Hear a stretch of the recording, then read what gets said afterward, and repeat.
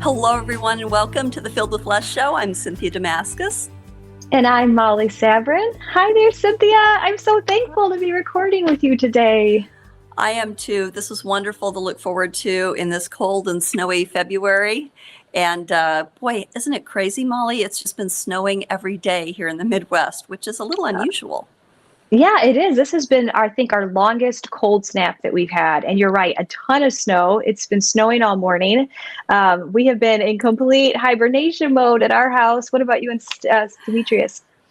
Well, Demetrius and I haven't been, I don't know about hibernation, but I've been making sure I get out every morning for my walk. Good. And I found that one of my new favorite things is walking in the snow because it's so hushed and it's so beautiful. And I feel like I'm one with nature, which sounds a little weird maybe, but no, I think that's lovely. It's life-giving. Yeah. So what about you? What are you doing?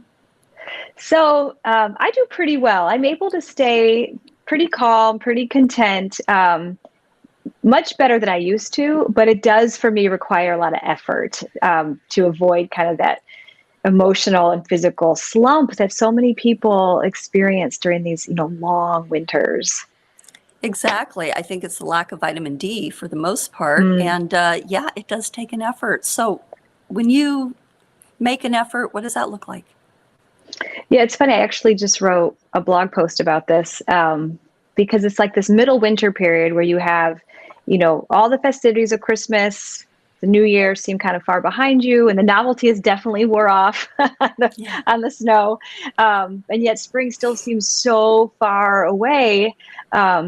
So for me to be able to embrace a season like this, or really any season, and just basically like accept what is and kind of yield to the lessons that season has to offer, I have to be super intentional about in the mornings, having that time of prayer, that time of silence. I journal, I read spiritually uplifting books, all things to really make an impact on my mindset for the day, where I choose again that day to focus on things that are positive, to choose gratitude, to choose restraint in what I consume, how much negativity I consume, how many negative words I speak. And that really, really helps, as does the walk. I take a walk every day. 30 minutes. It doesn't matter how cold it is, bundle up. But you're right, that vitamin D, the fresh air, the just the change of scenery, those work really well for me as well. Yeah. I do everything that you do. Plus, I make sure that I have a list ahead of time. There are all these things in your home that you really don't want to do when it's beautiful out and you want to be outside. And plus, True. Other times during the year, there's a lot of yard work to do. So I save these tasks for the winter. So I have a long list, and I try to focus on getting things done in the house. So that way I'm being proactive. It's a little bit of a different mindset for me. I used to have the mindset that, winter is gloomy and I can't get outside, and it was all kind of wah, wah, wah. But now I'm looking at it as an opportunity. And something else I do besides the long list I have of things around the house is I think of what I can do for other people. And I have projects in place to serve others, and that makes every day fly by. That's wonderful. Those are great ideas, Cynthia. I love that. And like you said, just being in your home, you do start to see projects that need to be done. Maybe like when you're outside a lot and you're busy, I see the clutter. I know. I see. Yeah, me too. Yeah. But luckily, fortunately, today we do have a lot of inspiration to provide for you in terms of chipping away at those like work in progress areas of our homes. So why don't we talk about, let's talk about today's lineup. Let's get right to it. Okay, so first of all, for the peaceful mind, we are bringing in Father Stephen Freeman. So I'm sure you know him from his podcast on ancient faith, and we're going to get to know him a little better. He's a delight, and he's going to come up first. Then we go into the healthy body, where we're going to be talking to my friend Rita Madden. I love Rita, and I haven't seen her for quite a while. She's a gem. And we're going to be talking about fasting because that's coming up. And of course, she has written a beautiful book on that, and we'll talk about that a little later too. And then last but not least, like we just mentioned, we're going to talk about the question of the day, which is about clutter, and we're bringing in our special guest, Presbytera Stacey Dorrance, for that segment. So without further ado, why don't we get right to it? Awesome.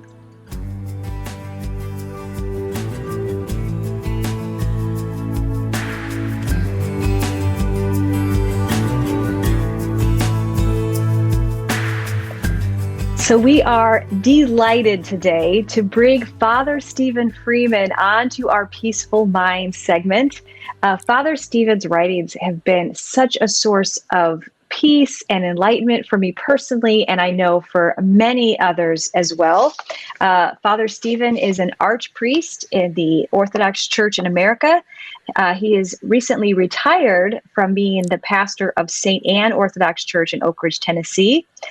He is the author of the very popular blog and podcast, Glory to God for All Things, and the author of Everywhere Present, published by Ancient Faith Publishing. And his writings have been translated and published throughout Europe and throughout Russia. And we are just so thankful to have him with us today. Me too. So let's bring him on. Hello, Father Stephen. Thank you for being with us today. My joy. My joy. It's a pleasure. Yeah, we are so delighted to have you. So recently, Father, I had actually stumbled onto your Ancient Faith Writers and Podcasters Convention presentation that you gave in 2019 on shame. And it was very riveting to me. It was very thought-provoking, and it actually led me over to your blog site because I wanted to see what writings you had done on it. And you had done some blog posts there.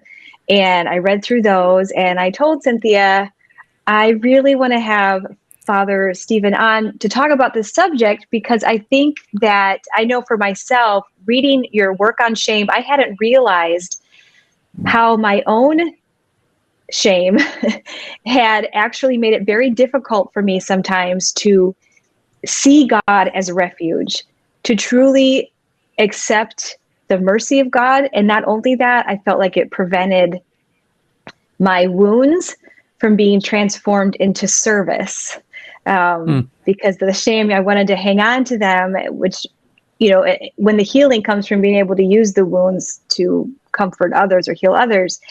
And I would love if you, for people who have not heard your talks or read anything on your blog on shame, if you could just explain what you mean by learning to bear a little shame, because it's such a powerful, it was such a, for me, very eye-opening concept. Well, I first off have to say that the phrase comes from Saint Sophrony of Essex. He taught the young priest monks at the monastery when they were preparing to begin the ministry of hearing confessions. He said, especially for the young people, he said, but teach them to bear a little shame. And that's really very much fits in the context of his teaching and in the tradition of the church.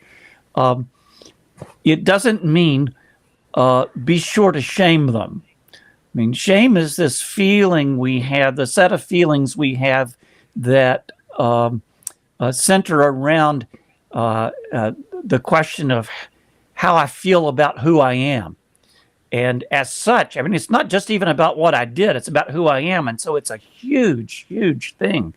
Many of the behaviors in our lives are governed by that emotion. In fact, some psychologists call it the master emotion. we hide from it. Oftentimes we hide from it by developing sort of personas and masks that we wear. People hide from it by the kind of cliques they belong to, or the various loyalties that they demonstrate with, clothing, bumper stickers, how we behave in public, all of this covering over this deep sense that there's something wrong about who I am. And in a way, to be able to have communion with God, a true communion with God, means to be able to enter in to communion with Him precisely as who I am. And so, theoretically in confession, we're presenting exactly who we are before God. And I can say, as someone who's heard confessions now for 40 years, we have lots of ways of dancing around that question. Even when we confess our sins, we constantly pull our punches, primarily so that it won't hurt so bad when I talk about what I did, or talk about the things of myself. And when we do that, we're still kind of putting a wall between ourselves and God. So this is it. I think it's actually very essential. And I'll say up front, and then you can ask some questions or whatever. But in the writings of the spiritual fathers and elders in the church, this really comes under the heading of humility. If someone were to ask what is humility, humility isn't being, like that you're a concert pianist and someone compliments you on how well you play and you demur and say, oh, it's nothing at all. Anybody can be humble about what they're good at.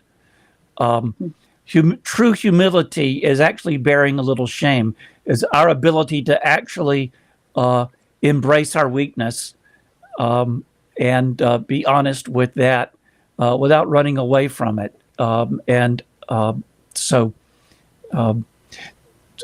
Father Zacharias, who's a disciple of St. Sophrony, emphasizes that the scripture says God resists the proud and gives grace to the humble.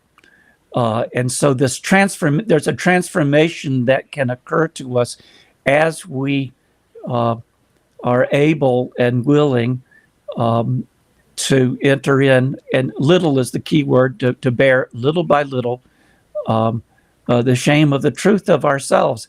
And that humility, God sees it and gives us grace that transforms our lives. So, Father, I was really blessed to be at that Ancient Faith Conference in 2019 when you spoke on shame. You had some really good examples from your own life. Do you recall what you shared to share with our audience today? Because I thought they really hit home for me.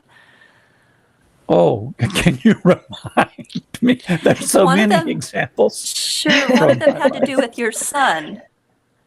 Do you recall the story about your son?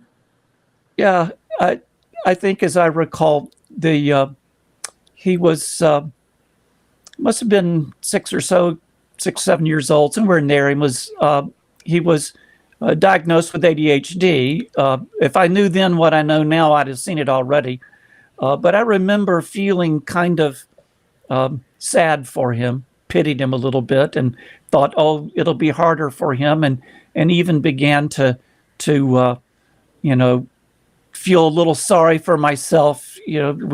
He's my only son, and you have these dreams that he's going to do in his life better and more than what you did in your own. And I thought, oh, he's going to have difficulties.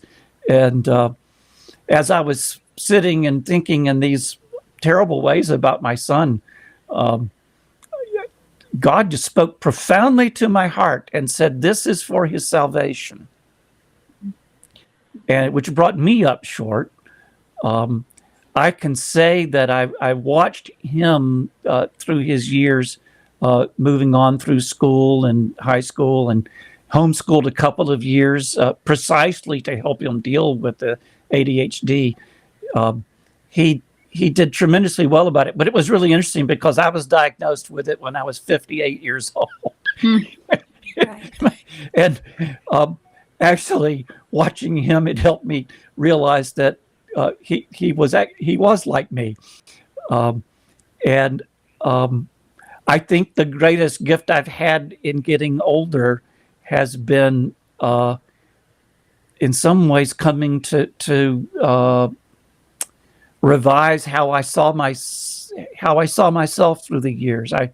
I've said before that the older I get, the worse I get as a priest. I don't mean by that I'm doing worse, but that I can see more clearly so many failures and mistakes over the course of my priesthood. Things that I certainly would have done differently, or understand my motivations to have been much less pure than I imagined. And, the place that various wounds in my life carried over into my ministry and things like that. Those are the kinds of knowledge that we want to avoid in our lives. And yet they are transformative. They are transformative, because beneath all of that is the discovery that God actually does love you like you are. That we know him best. I've written and said that we're only saved by our wounds, not by our excellence. We're saved by our weakness. St. Paul says that, that I'll boast in my weakness. And we do our culture is wired just the opposite way. And, I will say when I do talks about shame, it's terribly painful because you wind up sharing things about yourself that you have to share to make the point. But there are also things about yourself you don't want to share. And heaven only knows there's stuff that I don't share that's between me, God, and my confessor. It's nobody else's business. But I can say, and even as Christians, we can say, oh, yes, I'm saved by my weakness. And then we work like heck to hide our weakness from others. Yeah. Father, it reminds me of, I think it's Metropolitan Anthony Bloom that said that God can save the sinners we are, but not the saints we pretend to be. Oh, yes. Yeah. I think about that a lot. But the connection between authenticity, vulnerability, and fruitfulness. Yes. I feel like there's so many times in my own life as well that I have tried to be a different person, whether newly in motherhood, I'd see someone else and try to be that person. When I first came into Orthodoxy, maybe the first 15 years, even you'd see somebody else and try on that personality. And I really found that until I became really authentic about who I am, all of it, wounds, weaknesses, personality, temperament, I couldn't find fruitfulness until I just who God made me to be. Yeah, I think that authentic persons are rare. But they're also like an oasis for the rest of us. That in the presence of an authentic person, you tend to feel able to be yourself as well. So it's really quite liberating. Authenticity, vulnerability is. I know the shame researcher and writer Brene Brown talks a lot about vulnerability. Vulnerability is one way of describing shame itself, because the experience of shame, the emotion of shame, is a feeling of being vulnerable. I mean, you think of Adam and Eve in the garden. They're naked and unashamed, but then they sin, and they hear God coming, and they go hide. And when he asked them, Adam, why are you hiding? He said, we heard you in the garden, and we were naked. So we hid. And first thing God says, well, who told you were naked? But they experienced a vulnerability that before they sinned, there was an authenticity. They were just who they were with God. They walked with him in the cool of the evening in the garden. And now suddenly there's a wall. And the wall is their fear of their own vulnerability. And they, it's interesting that Genesis story is so rich because at the end of it, we're told that God covers them with tunics of skin.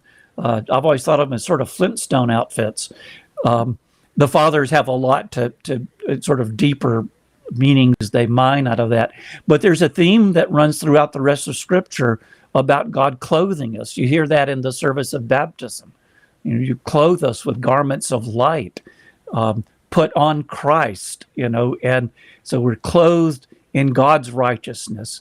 And so what we try to do ourselves when we hide and refuse to be authentic and we're afraid of vulnerability is we clothe ourselves with false garments, garments that hide us from God and hide us from one another, when God seeks to clothe us with the righteousness of Christ, in which we don't have to be fear. As Paul says, not being found with a righteousness of my own, but the righteousness which is mine in Christ Jesus. And that's true humility. And that garment is in fact a garment of light. That's transformation, true transformation. So, Father, do you think that bearing a little shame is also something that leads us to more inner peace? Absolutely. I mean, the shame, as I mentioned earlier, being described as the master emotion, when we experience shame, normally, people almost always, it's such a painful emotion that it gets morphed very quickly into either anger or sadness, depending on circumstances. You think through the course of your day, things that made you sad or things that provoked you to anger. And in our culture, that's like 2 minutes on Facebook. The trigger there is not anger. The trigger is not sadness. The trigger is shame. Even within the home, I mean, I remember someone telling me that, their children, one of their children said something rude to them and they blew up and were angry. And I said, well, it's because it was shameful. They disrespected you and you felt shame, but you didn't sort of sit and think, oh, I feel shame. You reacted and go, how dare they? So you can't get to the peace through the sadness and the anger. That ability to sit with this shame. I spent some time with Father Zacharias of Essex and a few years back to talk with him about the subject of shame in his writings and in the work of St. Sophrony. And he talked about it when encountering shame, when you uncover it in yourself, either reviewing the day or you've had something that's provoked it, and you recognize it. And if you can collect yourself enough to go back, he said, sit with it in the presence of God and pray, oh God, comfort me. There's a wonderful verse, my memory these days, in the Psalms, but it says, I have quieted my soul like a weaned child at its mother's breast. And you think about that 3-year-old child, that 2.5, 3-year-old child is recently weaned and is upset and crying. And before it used to be able to nurse and get comforted, but now it needs to be quieted down. And the mother just sits and holds it in her lap and maybe rocks quietly with that. But this is actually describing, the psalmist is describing doing this with his own soul, And so this in the presence of shame, we get disquieted and we pray, oh God, comfort me. And we sit with him and let him comfort us. I've practiced that ever since being taught that by Father Zacharias. And I mean, sometimes at church, I'll go and just, in the middle of the week, go sit in the altar, or here at home, sit with my icons here in the office and, just quietly sit, look at the shame, not try to hide from it, not try to explain it, there's a wonderful quote. I've heard Father Tom Hopko use it before too, but it's from Saint Therese of Lisieux, who was a very humble Catholic saint of the early 20th century. She once wrote and said, "If you can bear serenely the trial of being displeasing to yourself," so there it is, bearing a little shame. "If you can bear serenely the trial of being displeasing to yourself, then you will be for Jesus a place of refuge." Jesus, it says he turned not his face from the spitting and the shame. In Holy Week, when we talk, if you listen to the hymns of Holy Week don't talk about the pain of the cross. They talk about the mocking and the shame. That's the primary theme through Holy Week. Jesus bears the mocking and the shame and enters into that place. And St. Sophrony said, when we bear a little shame, Jesus recognizes one of his friends. That if we're willing to do that, we are like him. Father Zacharias uses the story of Zacchaeus, the wee little man who all his life had fought against the shame by being the meanest guy in town, the tax collector. But he bears the shame of his smallness and climbs up in a tree like a little boy to see Jesus. And he says, Jesus comes along and he sees a man in a tree bearing shame and recognizes a friend because he's on his way to Jerusalem. Well, where he will be a man on a tree bearing shame. And he says to Zacchaeus, "Come down. I'm going to your house today." And Zacchaeus finds, forgiveness and inclusion as a son of Abraham and salvation. And so that's, if we bear a little shame, it's a Zacchaeus moment. Sit in your tree. Yeah. Sit in your tree and bear it and say, "Oh God, comfort me," and discover God is not put off by what we've done. He knows what we've done. He's not put off by it. What he's put off by is as he resists the proud. It's when we refuse and we make excuses and we, put on airs and pretend to be things that we're not. There's very little he can do for us. He can't save that saint, only that sinner. So, yeah. Well, Father, thank you. There's so much wisdom here, both from you and from the saints that you're quoting. And we just thank you so much for being on today. I know that this interview is really hitting home for a lot of people. I know it hits home for me. And Molly, I see you nodding there. It's home for you too. So thank you so much for being with us today. We'll have to have you on again sometime. My joy. God bless. God bless. Thank you, Father Stephen. Bye-bye. Yes. Bye-bye. Oh my goodness. Such a powerful interview, Cynthia. Did anything that Father Stephen talked about really stand out to you? Was there something that really resonated with you?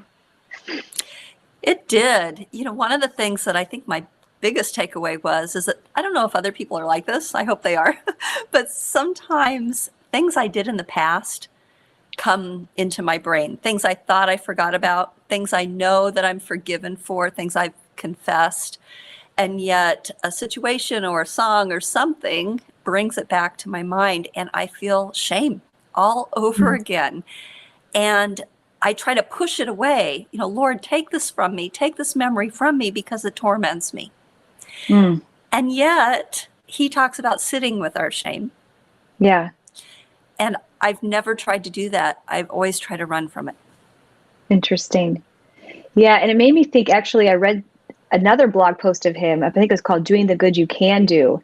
And he talked in there about, I hope I get this right, when we find ourselves maybe kind of stuck on a feeling of, maybe it would be regret or something that we just can't will ourselves out of, think ourselves out of, to turn to good. So to do something, to do a good in front of you. And that's been super helpful to me because sometimes I try to do these mental gymnastics where I try to rethink through it, what I did wrong, rehash it. And sometimes the best thing to do is to, like you said, to sit with it, to leave it, and then put your efforts to doing something good, whether that be, it could be calling somebody, doing something productive. And that's really helpful to me. I just think he's a lot of amazing things to say. Yeah, he did. And I love that, Molly. I'm going to try that, next time I'm in that situation. I can see how that would help. Yeah, I've been practicing it. I've been thinking that, thinking like just do the good, do something good. And I do find relief from those thoughts when I do that. Yeah. But, speaking of shame, we have Lent coming up, which involves fasting. And fasting and food in general, I think eating in general, can really expose our frailties, our weaknesses. I know for myself, that feeling of, I'm just always doing it wrong. So that is why we have a very special guest coming on today, Rita Madden of Food, Faith, and Fasting, to kind of talk us through that. Yes. I love Rita. And I love that we're having her on to talk about fasting and to tie it in with Lent, because back in 2016, Rita and I put together the first My Beautiful Lent. I flew to Hawaii and visited her in her home, and we recorded the entire 7 weeks in her living room. Wow. And it was a labor of love. We both felt the same way about Lent, that there were some things that we thought would have been handy for us when we first became Orthodox, or when I first became Orthodox. And we're going to talk a little bit about that today. So let's talk about our next segment.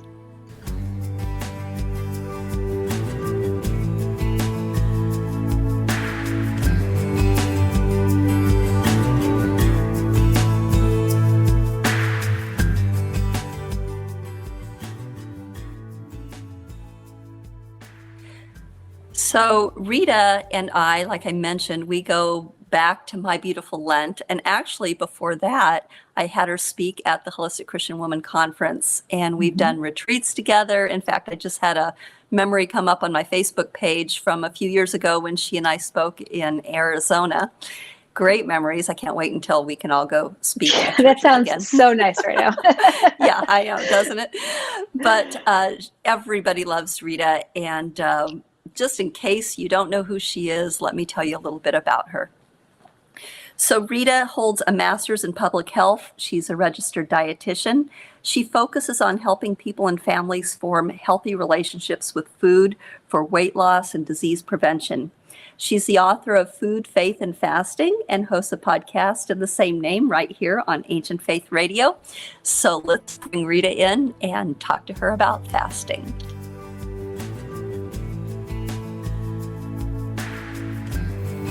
Hello, Rita. Welcome to the Filled with Less show.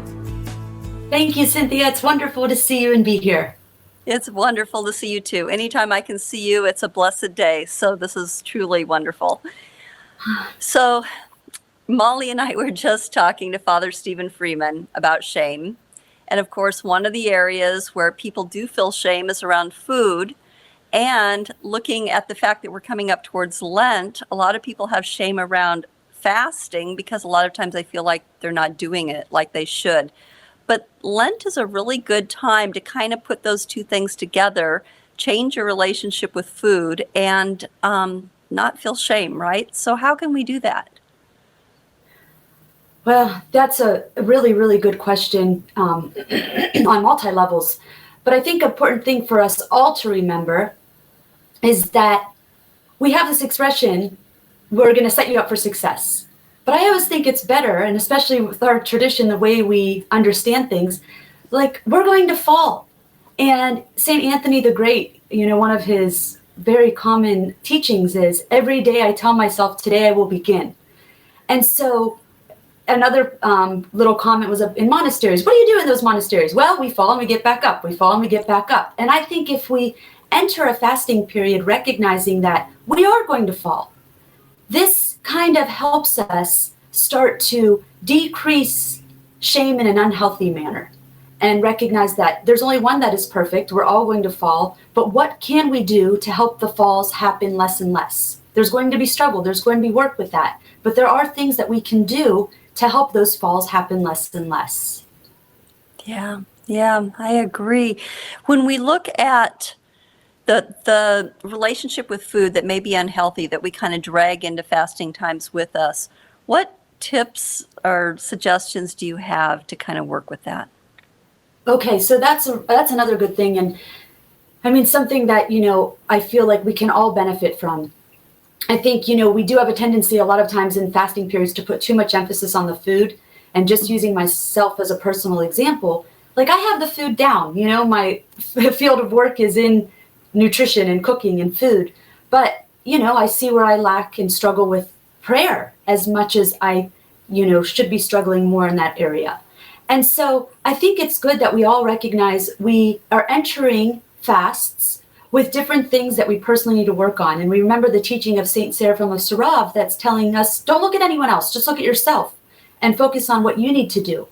For people, though, that are struggling with the food end of everything, I would say some practical things to enter a fasting period with is a fasting buddy.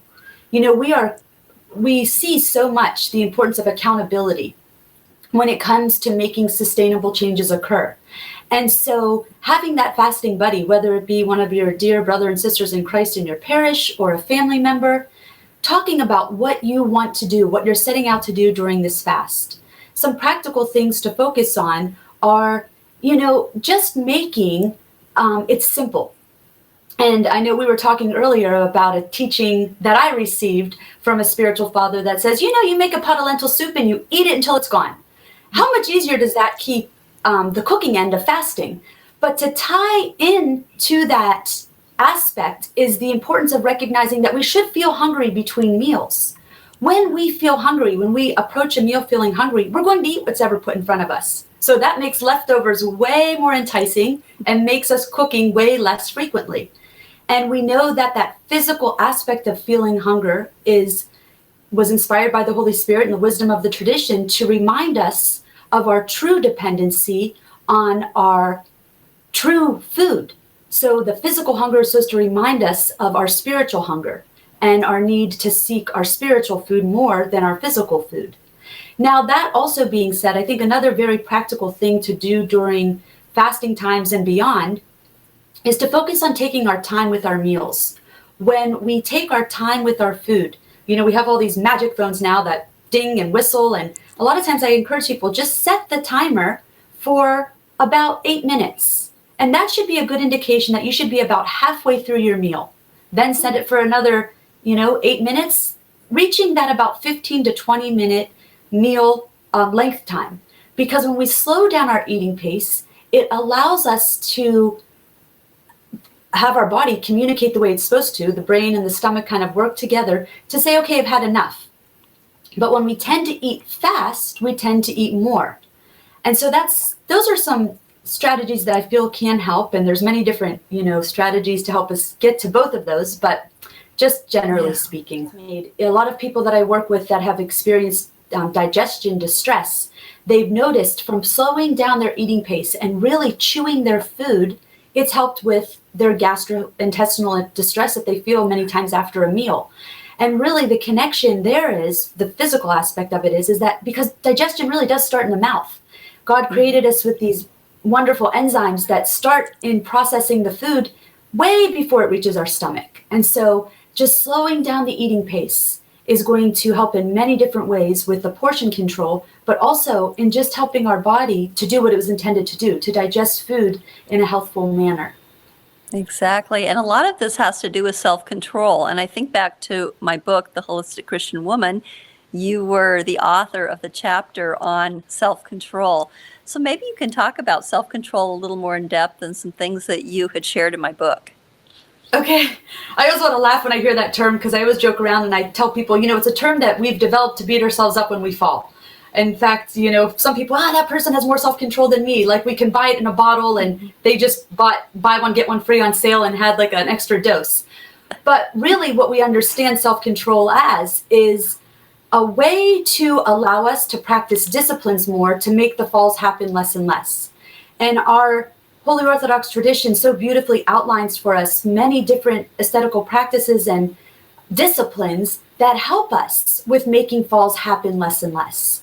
And so when we look at this aspect of self-control, I kind of like to flip it around and say, okay, what disciplines do I have to be more faithful in practicing? You know, St. John Chrysostom always speaks that habits are difficult, they're hard to break.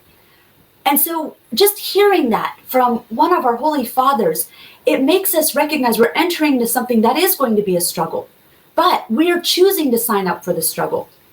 My mom always says, you know, God doesn't need us to fast, we choose to fast. And I think that's such a beautiful way to put in all these reminders of all these disciplines that we have. We're choosing to practice them to aid us in self-control, be it around food, be it around anger, be it around being more faithful with prayer, whatever it might be. So I would say specifically, you know, when it comes to food, it's kind of getting our reference point. Where is it that we need to work on in terms of our relationship with food?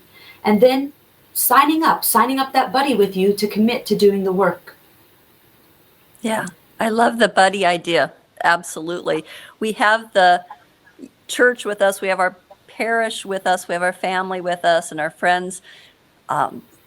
But having that buddy, that one person that you know that you're accountable to and can talk to if you fall down and helps you up again, that can be so powerful. Yeah, it's like we are so blessed to have, you know, it outlined for us in the Holy Sacrament of Confession. But when we want to put it into more practical day-to-day things, again, you know, we're called to fast in community. So that buddy system, I just kind of feels like another way for us to fast in community, help encourage each other to the fast, to the end of the fast. And that's such a beautiful thing, you know, to participate in that journey together, to take that trip together. Yeah. You know what this reminds me of is it was 6 years ago now that I came to Hawaii. And you and I, in 1 week, we created My Beautiful Lent. And it was so fun. Can you believe it was that long ago? No. I know, I can't either. And it's still going strong today. In fact, it's about to start for Lent this year. And if anyone's interested, just go to mybeautifullent.com and you'll see what Rita and I created a long time ago. Unfortunately, Rita, your job got away from you and you had to kind of back out and focus on your real job instead of a ministry like this. But you're always in my thoughts and my heart when we're having this program, and I just wanted to thank you for your participation in it. Oh, thank you. Thank you. Yes, it's God willing, it'll bear many fruits, because it's you do such a beautiful job of fusing together just very practical ways to help people stick and complete fasts. And really, in a lot of times, that's what we need. We just need the tools and how to apply them correctly. Again, it goes back to, I just thought of another teaching by St. John Chrysostom, that fasting is a medicine, but if the medicine is used wrongly or improperly, you know, it can actually bring harm. Yeah. So again, fasting in community, supporting each other to fast in the proper ways, in the helpful ways, being someone's buddy is a way to, one small way to help us practice that wisdom that we've received. Exactly. And as we always say, we harken back to studies all the time with Filled with Less, that you're more apt to reach your goals and do the things you want to do if you do it within community. Your success rate actually goes up 65%. So you're just spot on. So I know you're working on some things that you are also offering, and I'd love for you to share with the audience what you're working on.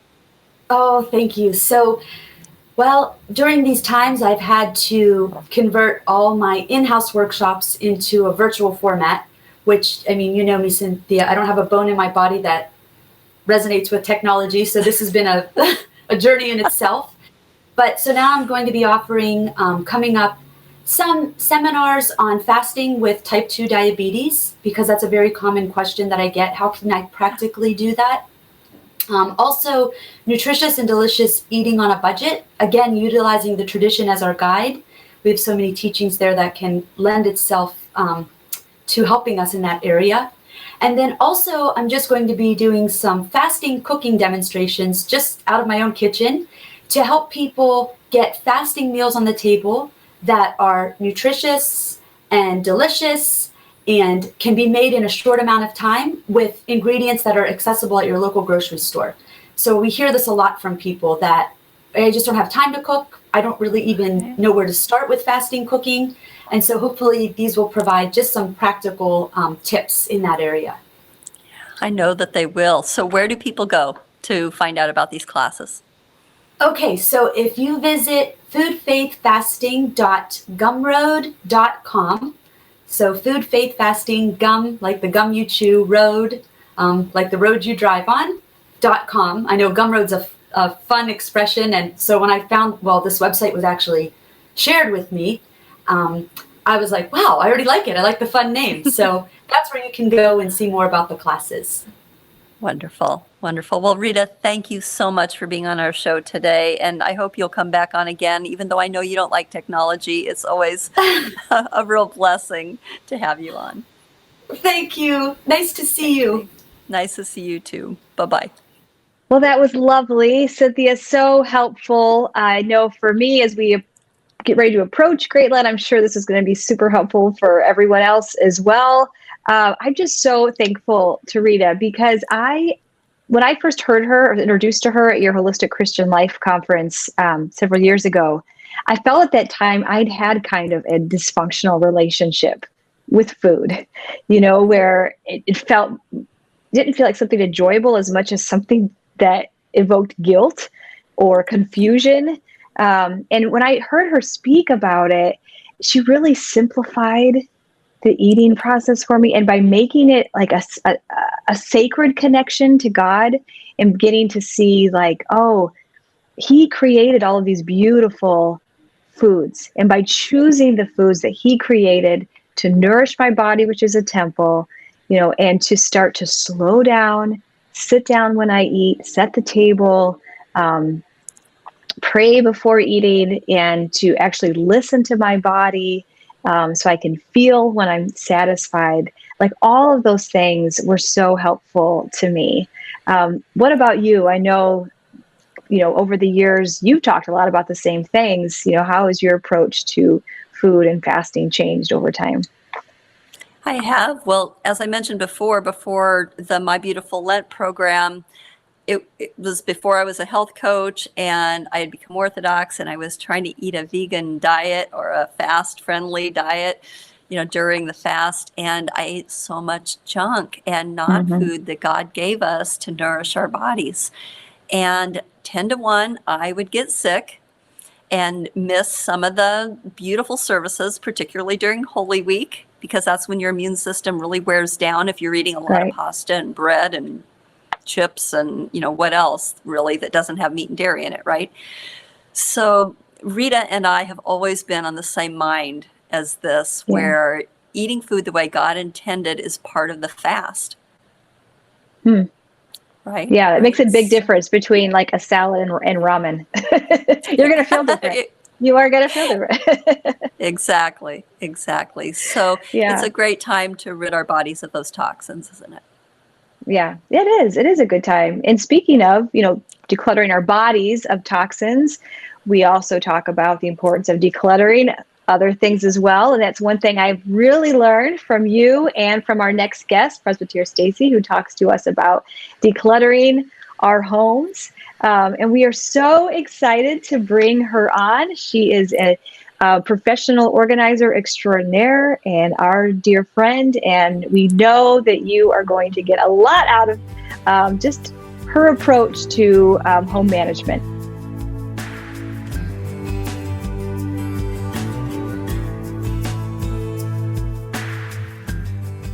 Okay, so we have another question from our community this month. And this month's question is, why would clutter in our homes be a spiritual issue? Excellent question. Let's bring Stacey on. Let's say hi and see how she would answer this. Welcome, Presbytera Stacey. It's so good to see you again. Always a blessing to be with you ladies. Love you both. Oh. So I know you love this question. This is like really right up your alley, isn't it? So what would you say to that person wondering about clutter being a spiritual issue in their home? Okay, this is lovely. And it really gave me a few minutes to contemplate this question, which has been so important for so many women and men during COVID. It's come to the forefront because we're in our homes like day and night. Kids are home, husbands are working, moms are working. So it's really relevant, I think, to where we're at today, and it doesn't seem like things are going to change soon. So it's a wonderful question to address in your life. And for me, as an Orthodox Christian, being raised in a Greek Orthodox church, we are called, there's a little phrase, it's called the katikon ecclesia. And our home is to emulate the church.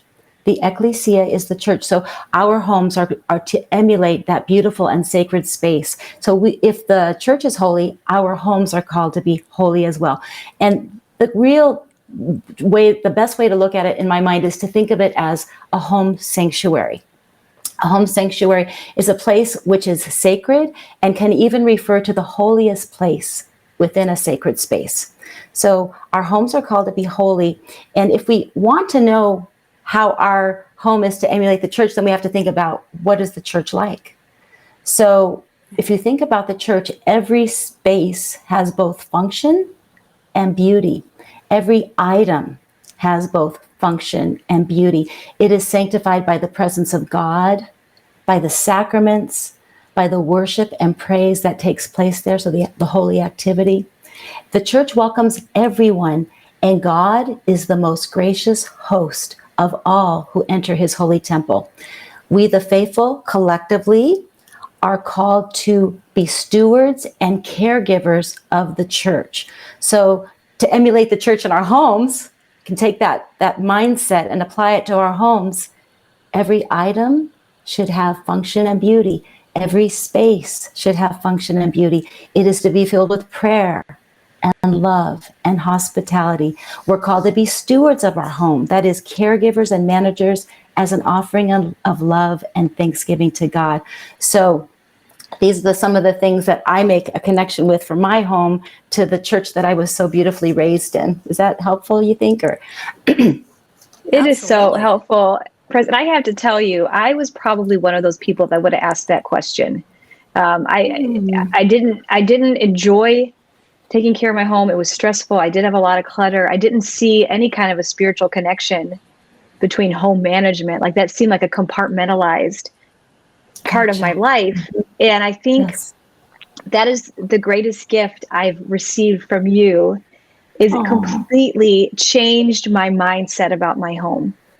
The way you speak about the home as a sanctuary, as a haven of peace, that mindset has transformed my relationship with my home, and even brought dignity and meaning to chores that I once thought of as just pointless or meaningless, and I'm so thankful for that. It's such a beautiful way to approach your home. I love it. Scripturally, the idea of steward is over and over again. Good job, good and faithful steward. You've been a steward over little. I will put you as a responsibility over many things. The home is our little thing. It's the one thing that we can kind of control. And in Greek, we say that the Lord put a roof over every family. So that's kind of the space where we work out our salvation. So it has to be ordered. I was thinking here of a beautiful experiment that was done, and they put people in a space that was cluttered and messy, and then they put people in a space that was ordered and kind of lovely, and then they measured their vital signs, and the people that were in the cluttered space had high blood pressure, high heartbeat, cortisol levels were raised, which is the stress hormone, and then they did the same vital signs of the people that were in the well-ordered, beautiful home, and everything was normal and healthy, and the people were peaceful. Physiologically, we are affected by clutter, and so we do want to live in ordered spaces because it helps our health. These are the very vital signs that can lead to illness and long-term disease. We don't want ourselves and our families to be exposed to a situation which actually is causing our body to react in negative ways and cause inflammation. We all know how negative all this is. So there's a lot of reasons to keep your home in order. Number one, God has called us to. Number two, it helps the family to be at its best and to function fully. So there's a lot of reasons to emulate the church and order our home in a way that's beautiful and functional. So I love when you quote the scripture too, that our God is a God of peace and not chaos. To me, that is a perfect quote from scripture when it comes to our homes. And the studies that you just spoke about also remind me of some studies that I had read about how, first of all, multitasking doesn't work. Everyone thinks they can multitask and be 100% good at everything they're doing if they're doing, 5 things at a time. But clutter is like that too. So our subconscious is taking in all the clutter around us, and it's keeping us from being the best that we can be and keeping us from being as productive as we can be, right? Absolutely. And the truth is, Cynthia, we live in a culture where we are secularized. There's an absence of God. There's a overemphasize on materialism, on careerism, on things that pull us out of our home. We start avoiding the home when it becomes cluttered because, again, it stresses your brain. It stresses your brain. Right. So we start avoiding the very place which is called to be our sanctuary. We end up getting fast food and doing things that aren't healthy for us because we don't feel like we can really live in the very home that we were given. So, yes, I really agree with that. God is a God of order, and we live that. There was a beautiful priest, and he said something that might be hard for some of our listeners, but it really changed my life. He said, every time you leave your home, you should imagine that you might not return to it that day. It may be the day that you die. And what kind of a home have you left for your family to deal with? What are your finances like? What's the hearth and the home like? Is it livable? Will people have to pick up the pieces that you've been leaving behind and not caring for? Or are they going to find a home that's been cared for and in order and everything's working functionally, and then they'll bring in someone that can help? But that idea, it's a little bit heavy, but I think it puts proper perspective on the briefness of our life and the importance of the home in our life. Yeah. So it's so true what you say about avoiding the avoidance of your home. When it's like this vicious cycle, like the more you ignore it, the worse it gets. And so you don't want to spend time there. I could totally relate to that. And it's funny because when my kids now call me from college or they live on their own and they call me stressed about something, the first thing I ask is, what does your dorm room look like right now? Yes. What does your apartment look like right now? Stop everything. Take 30 minutes, clean as fast as you can, call me back. Right. Because you can't even begin to deal with, I can't, assignments or work or whatever when you live in a place that feels chaotic. Exactly. Yeah, we are body, mind, and soul. All areas of our lives need to be ordered. So, absolutely. I was kind of thinking about how important it is to, once you start getting more order in your home, and to get those important systems in place that keep things ordered, that keeps the laundry going, that keeps the bills getting paid, that keeps those healthy meals coming out. It's a lot of work. It's a lot of work, but it's the holiest of work. Yes, it is. Yeah. Well, thank you, Stacey. I knew that you were the perfect person to answer that question because I've learned so much from you in this area. Thank you. Thank you so much for having me. Yeah. Yeah, it's a pleasure. And for those of you who may not know, Presbytera Stacey, Molly, and I put together our course, 6 Weeks to Sanity, together, and we're all a part of it. And we are right in the middle of it right now, and it's going to open up again in March. So if you want to hear more about decluttering your home and just hanging out with the three of us, think about joining us in March because it's a fun time, right, gals? Yes. Yeah. Oh my gosh. Yeah. It's this times 10. We go way deep into this, but it's great. Times 100. Times 100. Yeah. Thank you. All right. God bless you both. Good to see you. Yeah. See you Take soon. care. Bye, Pres. Bye-bye. Bye-bye. So Molly, it's so fun when we talk to Stacey, and of course, decluttering is where we got our start at Filled with Less, isn't it? It is. And it is so hard to believe it's been 2 years since we started with that decluttering course, where we met Presbytera Stacey, started working with her, and actually morphed into 6 Weeks to Sanity.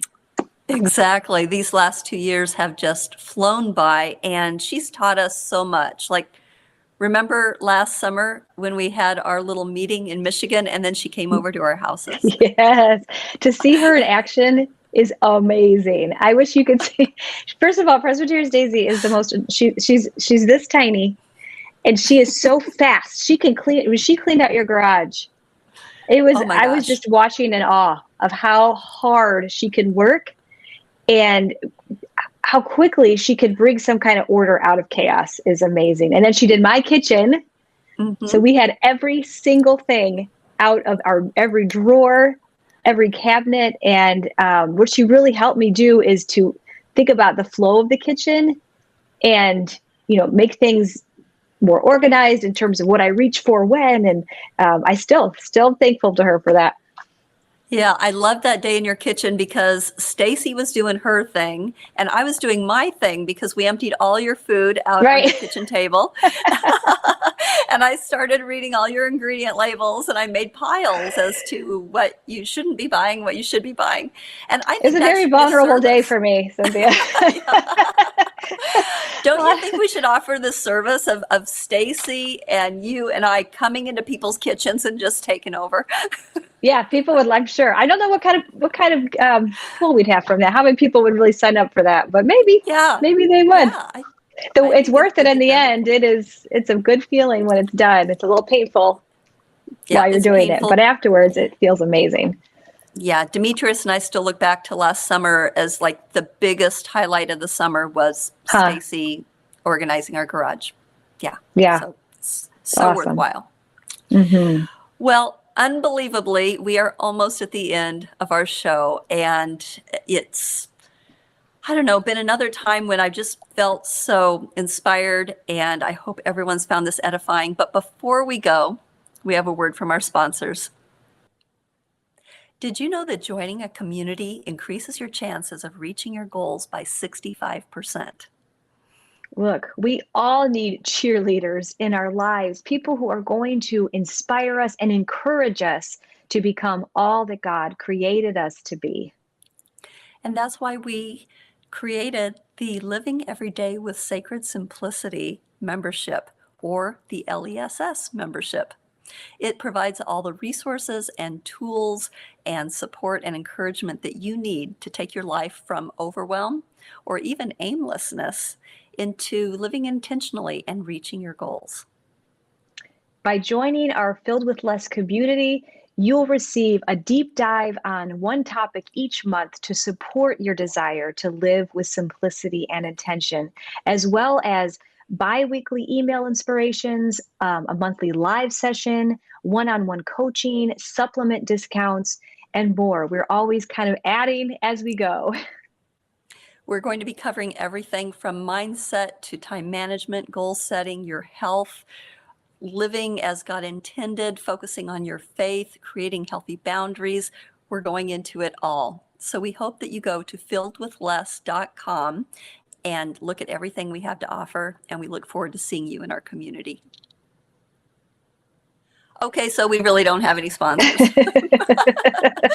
But this is our way of announcing to you that we have opened up our Living Every Day with Sacred Simplicity membership. Before, it was only open to people who had taken the 6 Weeks to Sanity course, right, Molly? Yes, yeah, and which was great. But I think as we've evolved as a ministry, we started to really see how important community is for being able to make a lasting change in your life. And we just want to create a robust community for anyone who is looking to seriously try to add some simplicity and intentionality to their lives. And this community, we pray and hope, will really help with that. Yeah, the community that's already there is awesome. I know Molly, I speak for Molly too, when we say that we can't wait for that live session every month where this group of people who are becoming our friends, we're all becoming friends, and we're from all areas of the world. So it's pretty cool. And to be able to add to those numbers is going to be a true blessing. Yeah, I'm really looking forward to it. Yeah. Yeah, me too. So with that, make sure you do go to our website and look at the membership and all it has to entail. But in the meantime, there's some other ways that you can keep in touch with us before our next show in March. So besides our Less membership, we also have our February Filled with Less book club coming up. And that discussion will take place on February 25th at 7 p.m. Central Standard Time. And this month we are reading and discussing All Is Well by Dr. Albert Rossi. Our January meeting was so wonderful, wasn't it, Cynthia? We all talked about Liturgy of the Ordinary by Tish Harrison Warren.